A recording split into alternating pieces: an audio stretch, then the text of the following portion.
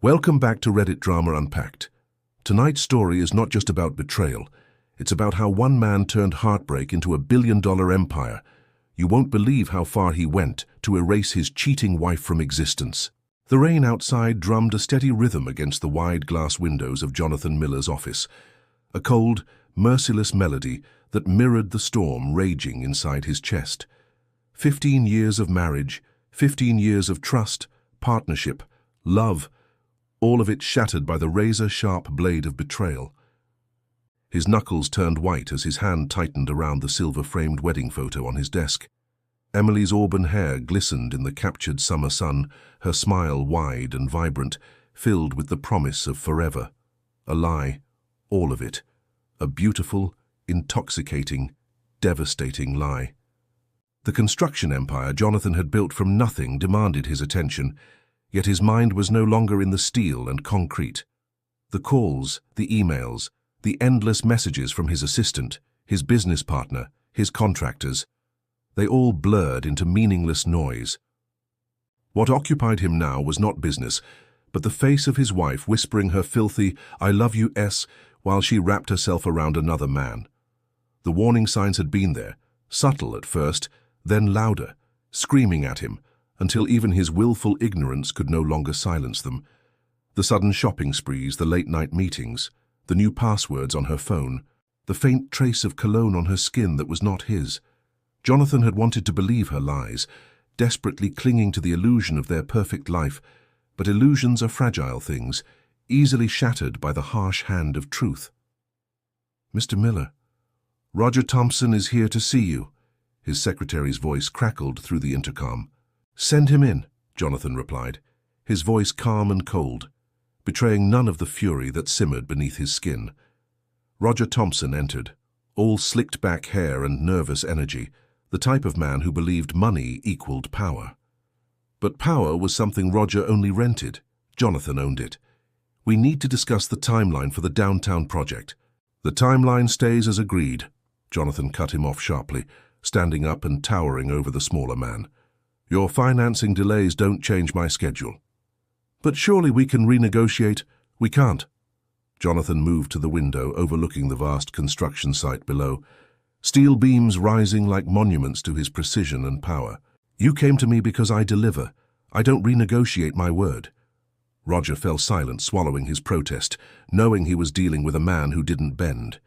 Jonathan Miller was fair, but uncompromising, generous to allies, merciless to those who crossed him. As Roger left, Jonathan's longtime friend and head foreman Mark Daniels entered. Mark didn't knock. 20 years of friendship earned him that right.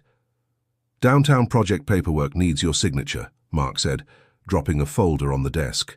Then, after a pause, his voice lowered, serious. "Jonathan, we need to talk." Jonathan froze. "How long have you known?" Mark shifted uncomfortably. "I wasn't sure at first. Saw Emily and Robert Walters together at the Lakeside Cafe a few weeks ago. Thought maybe it was business, but the way they looked at each other, it wasn't professional." Robert Walters. The name made Jonathan's blood run colder than the rain outside. A charming, successful realtor who had wormed his way not only into their business circle, but into Emily S. Hart and into her bed. Mark pulled a card from his wallet and handed it over. "Rebecca Torres, private investigator, former detective. She's thorough." Jonathan studied the card, memorizing the number, his jaw tight. "You should have told me sooner." "Would you have listened?" Mark shot back gently. "You've been blind to her for years." Jonathan didn't answer. The truth hung heavy between them. He had trusted Emily completely. That trust was now dust beneath his feet. That evening, Jonathan dialed the number on the card. Rebecca Torres answered on the second ring. "Mr. Miller, I've been expecting your call." "How did you—" "Your friend Mark reached out last week. I've already begun preliminary surveillance." Jonathan closed his eyes for a brief moment. This was happening. The world he built with Emily was about to be dissected, exposed. "Come to my office tonight. Bring everything. Phone records, bank statements, any schedules. The sooner we start, the stronger the case." Hours later, sitting in Rebecca's discreet, windowless office, Jonathan recounted every detail he could recall. The late nights, the lies, the growing emotional distance. Rebecca listened, taking meticulous notes, asking sharp, precise questions. 3 months minimum, she declared when he finished. Surveillance, digital monitoring, financial audits. My brother Michael handles the cyber side. He's ex-NSA. If it's out there, we'll find it. Money's not an issue, Jonathan replied coldly. There's something else you should know, Rebecca continued, pulling a file from her desk. You're not the first husband to hire me because of Robert Walters. He has a pattern. Targets married women in real estate, successful ones. He seduces, manipulates, drains them dry and moves on. Jonathan's stomach twisted. His hands curled into fists. He's careful, Rebecca added, but not careful enough. Jonathan flipped through the file, photographs, witness statements, dates. The sickeningly familiar pattern emerged with nauseating clarity. What happened to the others? Most tried to save their marriages. None succeeded. Robert poisons everything. Jonathan's rage settled into something darker, colder, pure. I won't make that mistake. Rebecca's eyes glinted. Good, because this isn't just about your marriage anymore. I suspect your wife and Robert are splitting commissions illegally, manipulating listings, defrauding their firm. Jonathan exhaled slowly, his mind already racing ahead. Get me proof, all of it, and Rebecca, let them think they're safe. Let them believe they've won. Her smile was razor-sharp. Sometimes the best revenge, it requires patience. And so the game began. The weeks that followed were a masterclass in quiet manipulation. Jonathan played his role flawlessly, the loving, doting husband whose eyes never strayed from his wife. At social events, he held Emily's hand, smiled at her stories, kissed her cheek in front of friends and colleagues. She basked in the attention, entirely oblivious to the fact that her husband's affection was now a mask, carefully crafted and weaponized. Rebecca's team worked like shadows. Surveillance vans parked discreetly outside expensive hotels, high-powered lenses captured stolen glances, and secret touches exchanged between Emily and Robert. Michael hacked into their encrypted messages, pulling text threads laced with lust, greed, and arrogant confidence. The affair wasn't just personal, it was strategic. Their text exchanges revealed how they plotted not only to be together, but to undercut Jonathan East's business at the same time. The more Jonathan read, the colder his fury became. This wasn't just a betrayal of love, this was an assault on his empire. Rebecca provided weekly updates with chilling efficiency. They're getting bolder, she reported one evening, as Jonathan sat in her office, the lights dim, the air thick with tension. Robert just moved large sums into offshore accounts under shell companies. Emily is listed as a silent partner in several of them. Jonathan said nothing at first, simply stared at the damning photographs laid across Rebecca's desk. Emily and Robert exiting a luxury suite. Emily signing contracts under an alias, Robert whispering into her ear as they laughed over champagne. They're planning their escape, Rebecca continued. Once they siphon enough out of your company, they intend to vanish, new identities, new lives. Jonathan's eyes narrowed, voice like sharpened glass. They won't get that far. Rebecca nodded approvingly. Good, because now we have enough to burn them both to the ground. It was during one of these meetings that a new, unexpected player entered the arena, Sandra Walters, Robert's wife. Sandra was not the woman Jonathan had expected. She was sharp, calculating, and furious. A corporate lawyer with a predatory smile and ice running through her veins. Mr. Miller, she said during their first meeting in Rebecca's office, we share a common enemy, and I've been preparing for this moment longer than you know. Jonathan raised an eyebrow. You knew? I suspected for months, but I needed proof. Thanks to Rebecca and Michael, we now have everything we need. Sandra laid out her own cache of evidence. Financial fraud, illegal commissions, falsified contracts, all enough to destroy Robert's career permanently, and Emily's by association. This isn't just divorce anymore, Sandra said. This is nuclear. We're going to burn everything they've built together. Jonathan felt a strange kinship with her, a shared rage, a shared thirst for justice. The trap was nearly set, only the final act remained. Rebecca's surveillance confirmed the perfect opportunity. Robert had booked the private wine cellar at La Maison Rouge, the same upscale restaurant where Jonathan had once celebrated his wedding anniversary with Emily. This time it would serve as the site of their public unmasking. Thomas Reed, the restaurant owner, had joined the conspiracy eagerly. "They've used my establishment like their personal playground," he spat. "Not anymore." Sandra, ever the tactician, outlined the sequence. They arrive thinking it's another romantic rendezvous. We confront them publicly. The evidence gets leaked to their firm and to the real estate board simultaneously. By morning, their careers will be radioactive. Jonathan only had one addition. "Make sure the press is waiting." Rebecca smiled. "Already arranged." The night arrived. Jonathan sat in his home office, calm, collected. The suitcases were packed, filled with Emily's belongings, every designer dress, every pair of heels, every piece of jewelry she had purchased since the affair began. Let her take the trophies of her betrayal. At precisely 5:30, he heard the familiar sound of her car pulling into the driveway. He stood in the kitchen, waiting. Emily walked in, radiant in a sleek black dress, eyes sparkling with fabricated excitement.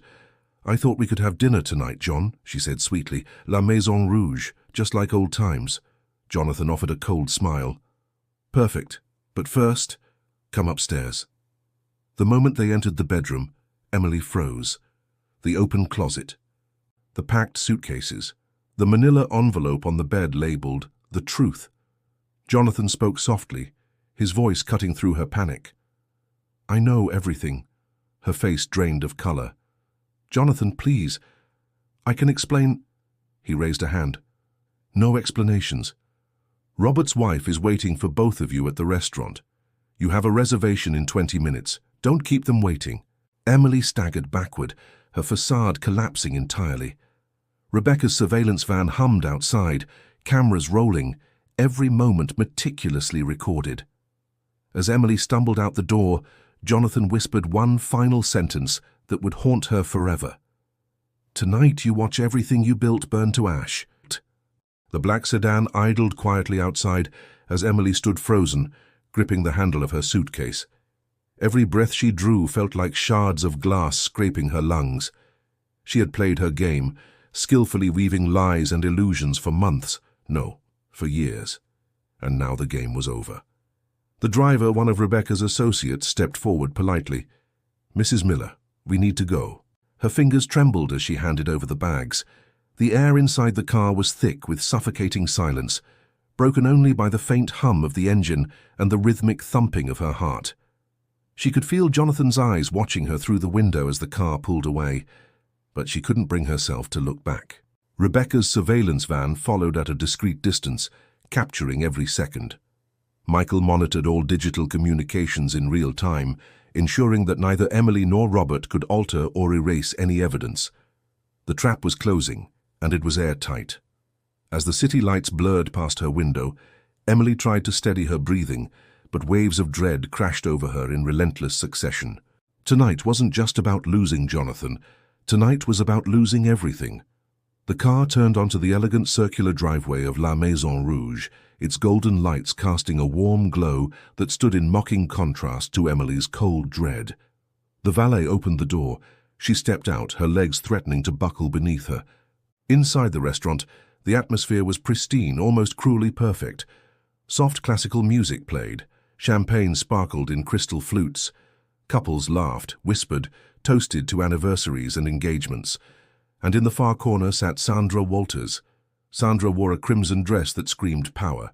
Her arms were crossed, her expression unreadable but deadly.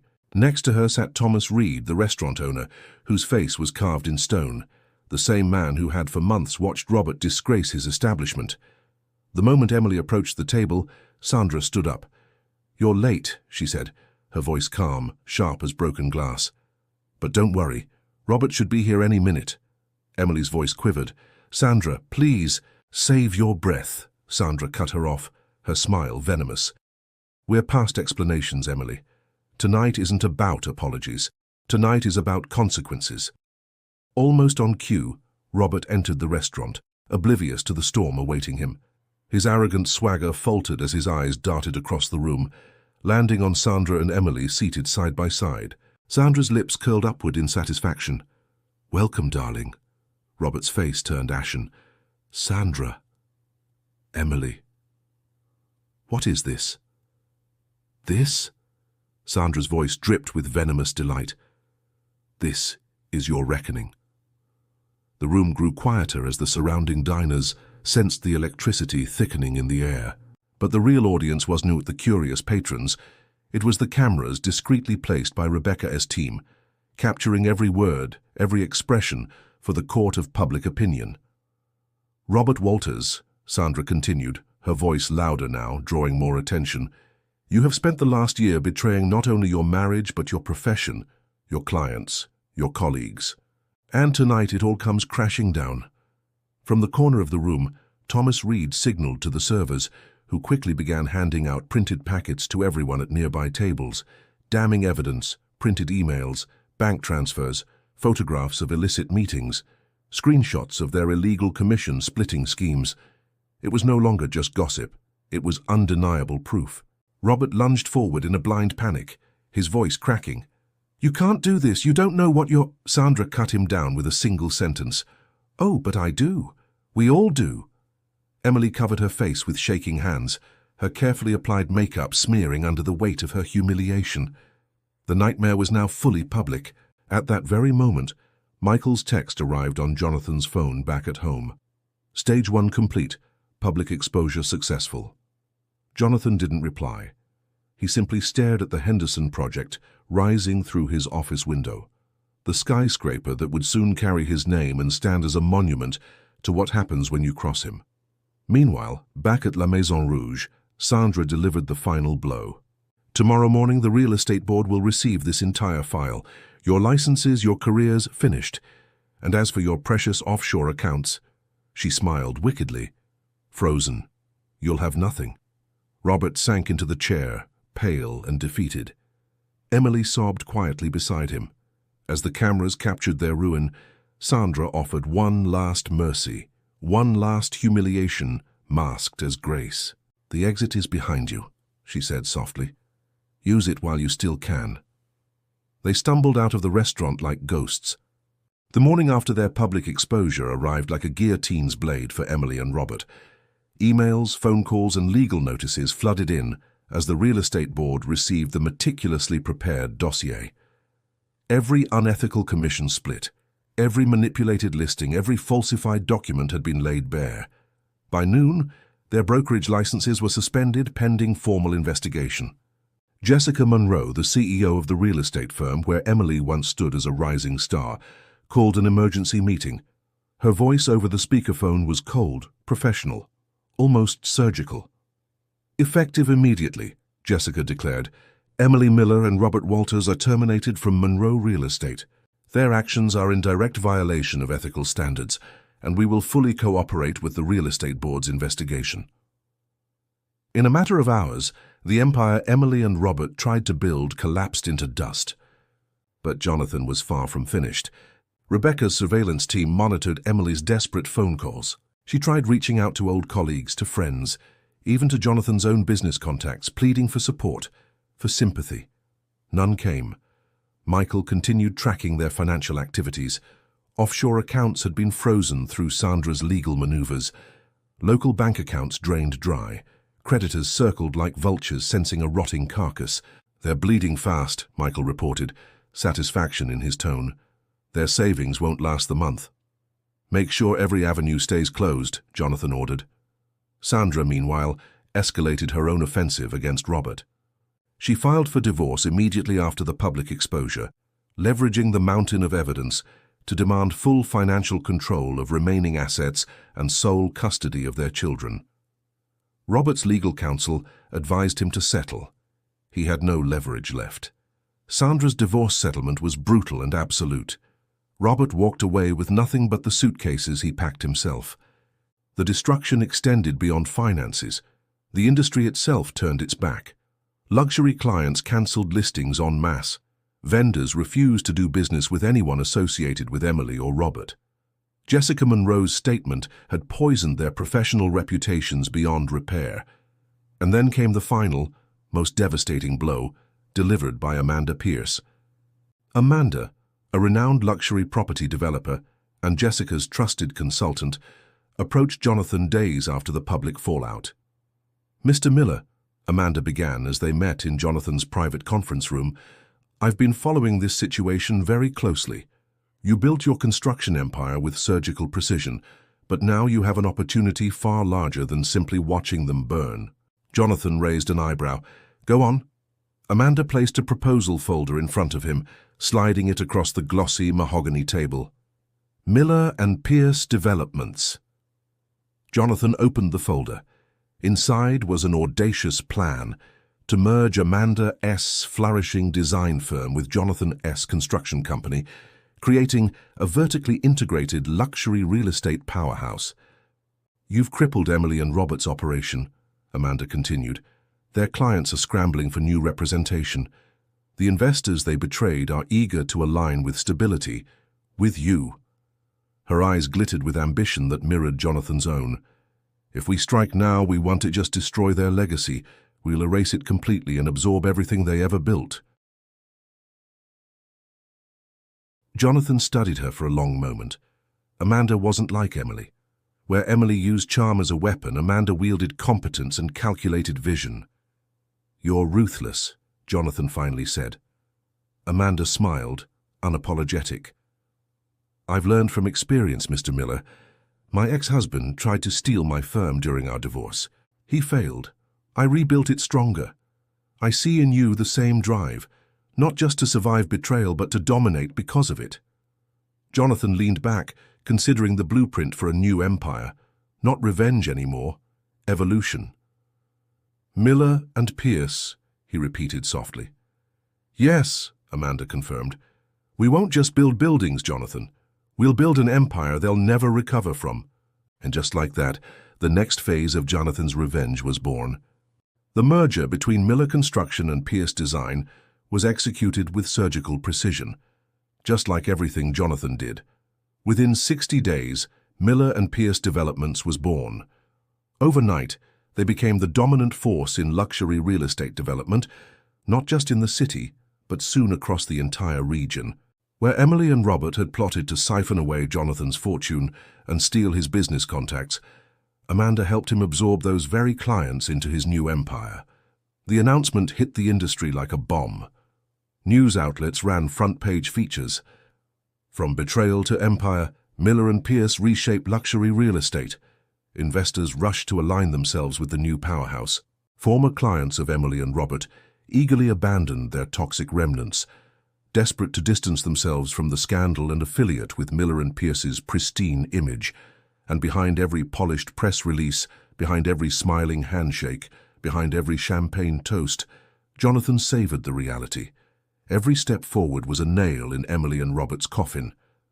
But he wasn't done. Amanda, now his equal partner both professionally and personally, brought not only design genius but a viper's cunning. She had personally reached out to several key employees from Emily and Robert's former brokerage, offering them generous contracts under Miller and Pierce. Many accepted. The betrayal cut Emily especially deep.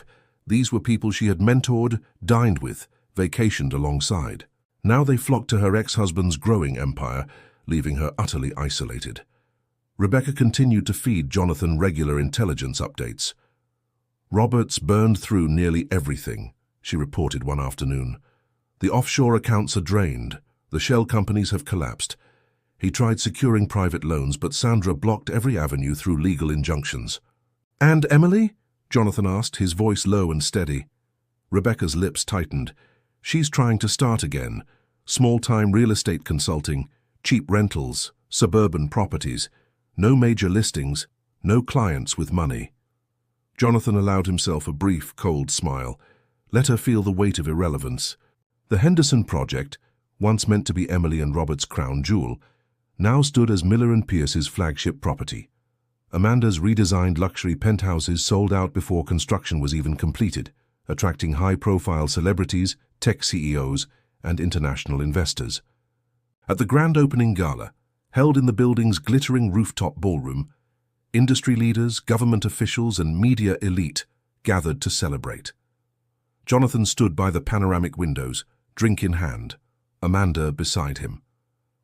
"You've done it," Amanda whispered, her voice laced with admiration. "They're finished. You've buried them so deep they'll never crawl back." Jonathan's eyes swept across the city skyline, his skyline now.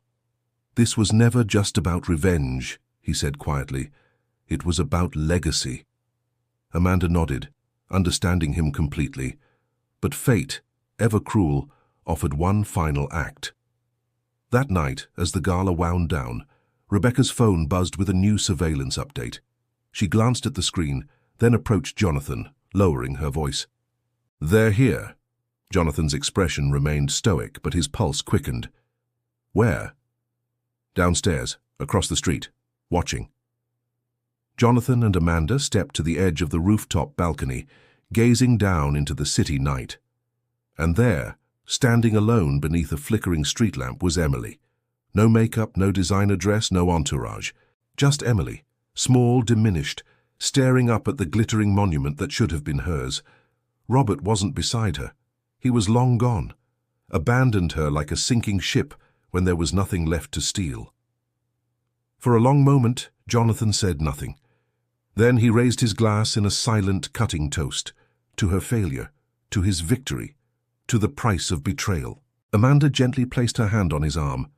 "It's done." Jonathan nodded slowly. "No," he whispered, his voice like steel wrapped in velvet.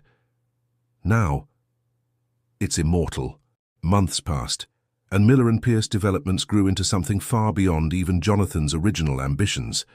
What had started as revenge was now an unshakable empire. The skyline of the city was his canvas, and every new skyscraper was a permanent middle finger pointed at the memory of betrayal. Amanda proved to be more than just a partner. She was a co-architect of his empire.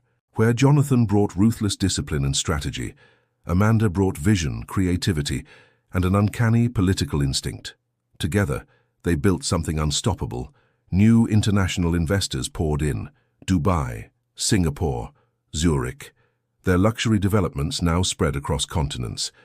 Real estate publications began calling Miller and Pierce the new global standard. At industry galas, reporters whispered in awe, "That's Jonathan Miller, the man who was betrayed and built an empire from it." But even as his empire expanded, Jonathan kept his vigilance sharp.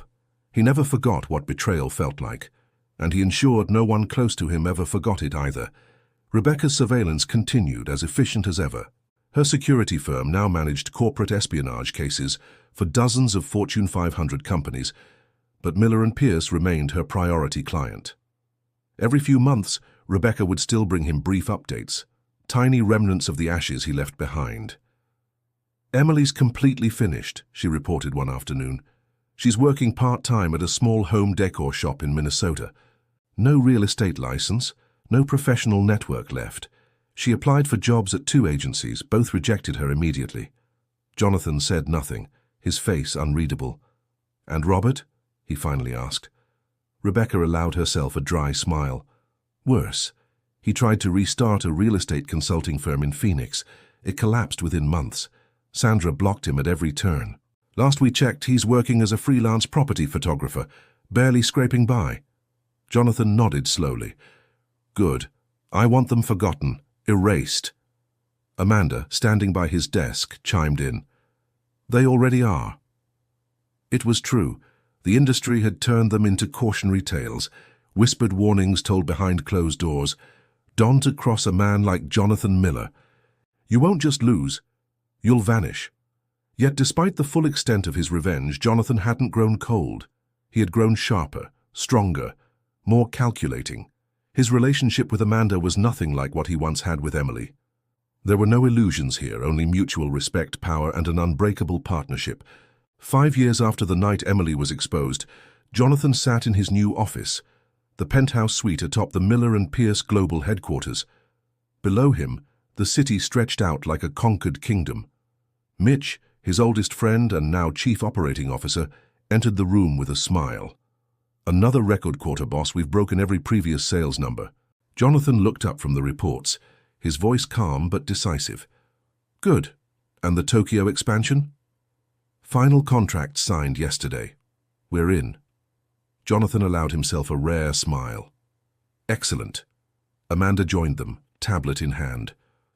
Also, we finalized the design for the Berlin Tower. Construction can start as soon as the permits clear. Jonathan glanced at the sleek architectural renderings. Every project was a monument, not just to wealth, but to domination. Legacy, Amanda whispered, echoing his unspoken thoughts. Jonathan stared out the panoramic windows, his empire glittering beneath him. They betrayed me, he said softly, but they also forged me. Amanda gently placed her hand on his shoulder, firm and steady. They're ghosts now, Jonathan. You're untouchable. Jonathan's eyes narrowed, his voice quiet but cutting. No one crosses me twice. 6 years after the collapse of Emily and Robert, Miller and Pierce had become more than just an empire. It was an institution. Real estate conferences around the world now featured Jonathan Miller as keynote speaker, his name synonymous with ruthless precision, iron discipline, and absolute dominance. The skyline was no longer just a symbol of his revenge, it was his kingdom. Everywhere he went, he was greeted with respect, fear, or both. Competitors whispered his name in boardrooms. Investors flocked to secure partnerships. Politicians sought his donations. Journalists carefully curated their questions, knowing full well that Jonathan Miller could either make or break entire companies with a single contract. And yet, Jonathan never allowed complacency to seep in. Mitch often reminded him, it's not paranoia if they really are out to get you. The fortress Jonathan built was designed for permanence, not just of wealth, but of power. His cybersecurity division under Michael Torres continued to crush every espionage attempt before they even surfaced. Sandra Walsh's legal department had become one of the most feared teams in corporate law, known for obliterating any threat before it could gain traction. Amanda, now both his wife and business partner, remained as sharp as ever. She stood beside him, not as a trophy but as an equal architect of the empire. Together, they forged Miller and Pierce into a multinational titan, stretching across real estate, finance, luxury hospitality, and urban development. But even as his empire soared, shadows from the past occasionally flickered on the horizon. One afternoon, as Jonathan sat reviewing acquisition reports for a billion-dollar expansion into the Middle East, Rebecca entered his office. "There's news," she said, placing a thin file onto his desk. Jonathan glanced at it without emotion. "Robert?" he asked flatly. "Fired from his last photography job," Rebecca confirmed. "He's now working odd gigs. No steady employment. Sandra made sure he can't even lease office space under his own name." Jonathan flipped through the file slowly. "And Emily?" Rebecca's voice was calm but decisive. "Working at a department store, retail supervisor, salary barely covers rent, no real prospects." Jonathan exhaled, not in satisfaction but in finality. "They've faded into irrelevance," he said softly. "Exactly as you intended," Amanda added, standing behind him. "But it wasn't enough for others simply to fail." Jonathan's true legacy was not their destruction, it was the monument he built from their ashes. That monument was unveiled at the grand opening of Miller and Pierce Global Headquarters, a towering architectural marvel occupying the very lot where Emily and Robert once dreamed of opening their own luxury brokerage. At the gala, attended by world leaders, billionaires and celebrities, Jonathan stood on the rooftop helipad overlooking the city, his city. A journalist approached him with a microphone. "Mr. Miller," she began cautiously, "your rise from personal betrayal to corporate domination has become legendary. Do you have any advice for those who face similar betrayals in their careers?" Jonathan smiled, but his eyes remained cold. "Betrayal," he said, "is merely an opportunity for those with vision." The journalist hesitated. "And for those who betray?" Jonathan's smile widened, his voice steady as steel. "They simply become footnotes in the empire's history." As fireworks exploded over the skyline, Amanda joined him on the helipad, raising her glass. "To legacy," she whispered. Jonathan clinked his glass gently. "To permanence," he replied. Below them the city sparkled, a kingdom built not in spite of betrayal, but because of it. And far beneath that glittering skyline, buried and forgotten, lay the ruins of those who had once tried to destroy him. Jonathan Miller's revenge was complete, But his empire, it was only just beginning.